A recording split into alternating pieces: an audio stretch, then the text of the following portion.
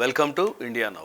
వేసవి సెలవులు శుక్రవారం శుభదినం కావడంతో బాసర అమ్మవారిని దర్శించుకునేందుకు భక్తులు అధిక సంఖ్యలో తరలి వచ్చారు. ఉదయం నుంచే అమ్మవారి దర్శనం, అక్షరాభ్యాసాల కోసం భక్తులు బారులు తీరారు. దీంతో దర్శనానికి 3 గంటల సమయం, అక్షరాభ్యాసం కోసం 2 గంటల సమయం పట్టింది. కాగా ఆలయంలో 716 అక్షరాభ్యాసాలు జరిగాయి. ఆలయానికి రూపాయి 8 లక్షల ఆదాయం వచ్చినట్టు ఆలయ కమిటీ అధికారులు వెల్లడించారు.